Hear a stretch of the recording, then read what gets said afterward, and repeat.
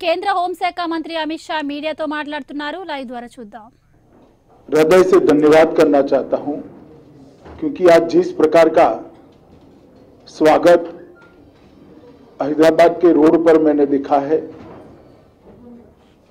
शायद ही मैंने तेलंगाना में, हैदराबाद में, अन्य हिस्सों में भी इस प्रकार का स्वागत देखा है।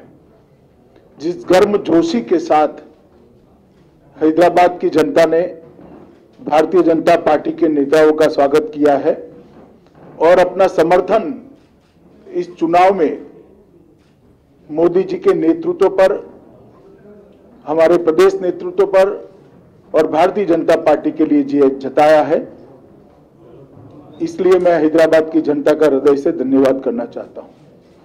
पूरे रोड पर जहां पर भी गए 1 इंच भी जगह खाली नहीं दिखाई पड़ती थी और मुझे भरोसा है रोड शो को देखकर कि इस बार भारतीय जनता पार्टी सीट बढ़ाने के लिए, संगठन बढ़ाने के लिए नहीं लड़ रही है।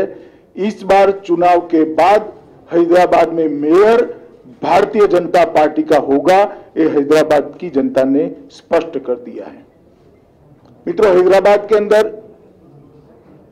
विश्व भर के आईटी हब बनने की सभी संभावनाएं पड़ी हुई हैं, मगर आईटी हब तब बनता है जब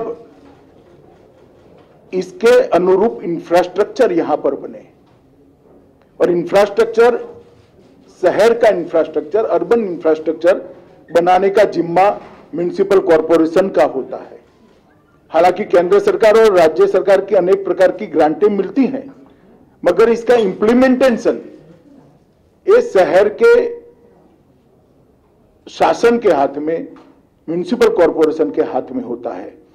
और मुझे कहने में कोई संकोच नहीं है कि जिस प्रकार का कॉरपोरेशन यहां टीआरएस और मजलिस के नेतृत्व में चला है, वो हैदराबाद को आईटी हब बनने के लिए, विश्व का आईटी हब बनने के सबसे बड़ा रोड़ा है।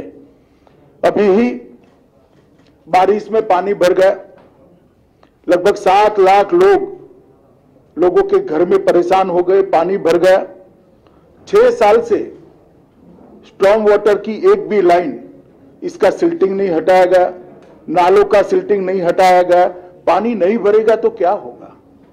मजलिस साथीदार है, मजलिस के इशारों पर अवैध कंस्ट्रक्शन चलते हैं, एपीसमेंट होता है, इसके कारण पानी की निकासी के मार्ग के अंदर अवैध कंस्ट्रक्शन जो हुए हैं, उसने भी पानी भरने में, जमाव होने में बहुत बड़ी भूमिका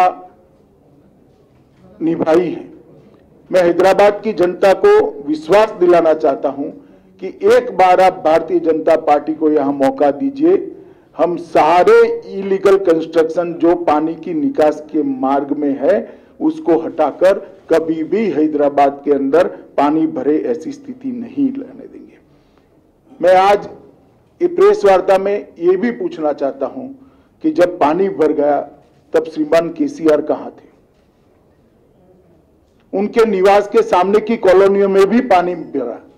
हम भी मीडिया को ध्यान से देखते हैं, कहीं पर भी मुख्यमंत्री ने ना कोई दौरा किया, ना कॉरपोरेशन की बैठक की, ना विधायकों के साथ घूमते दिखे, ना स्थानीय सांसदों के साथ घूमते दिखे। जब हैदराबाद की जनता इतनी बड़ी मुसीबत में थी तब मुख्यमंत्री कहां थे? ओवैसी कहां थे?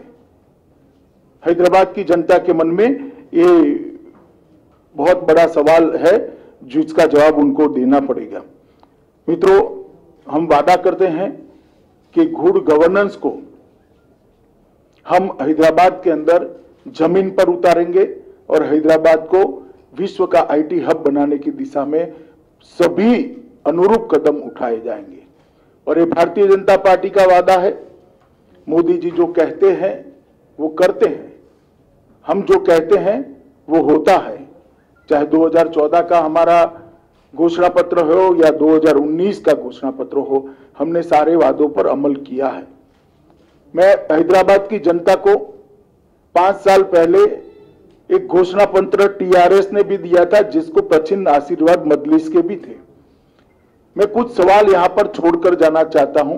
कल वोटिंग है, मेरी आशा है शाम को केसीआर जी इसके जवाब दें।